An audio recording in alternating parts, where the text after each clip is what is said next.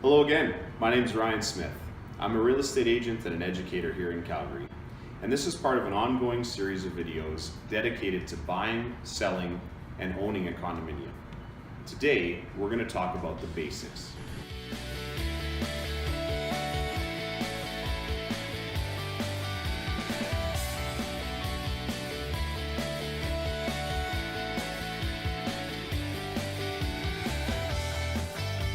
Let's start off with a brief history of condominiums. You might be interested to know that Alberta was actually the first province in all of Canada with condominium legislation. Our first Condominium Property Act came into effect in 1966. And 1 year later, the first condominium was registered and built in Edmonton in 1967. Now that might not seem like the flashiest of historical landmarks, but it created a major shift in housing that is prevalent throughout Canada today. There are over 8,000 commercial and residential condominiums in existence in Alberta today. And Statistics Canada tells us that roughly 13% of all Canadians call a condominium home. Now that number is larger in urban areas. Here in Calgary, it's actually closer to about 22%. And that means that one in every 5 Calgarians lives in a condominium of some type. In fact, we're second only to Vancouver across the country. So what exactly is a condominium? Well, it's important to remember that a condominium is actually a style of ownership, not a style of construction.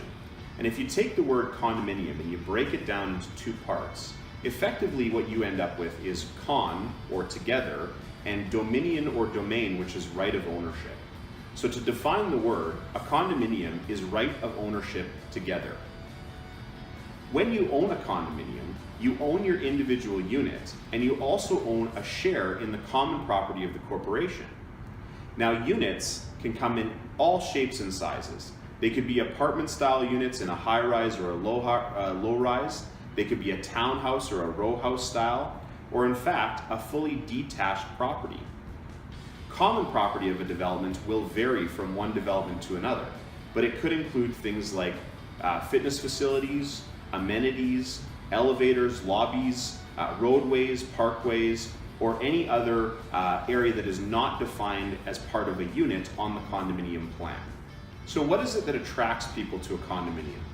Well, one of the biggest things is the idea of the condominium lifestyle. And when most people think about the condominium lifestyle, they're thinking about an amenity-rich and maintenance-free style of living. Those amenities may include gathering places, they may include swimming pools, they may include other fitness facilities, things that might be unattainable to the single-family homeowner. But by pooling the resources of all of the owners together, they make those amenities attainable to the individual person.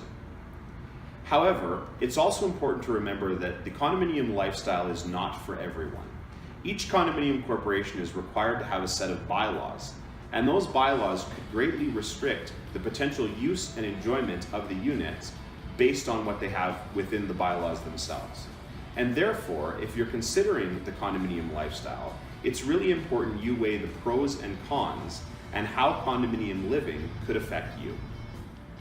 Thanks for watching today about the basics of condominiums. If you have any further questions or comments, let's connect either via Facebook or text or email, whatever you prefer.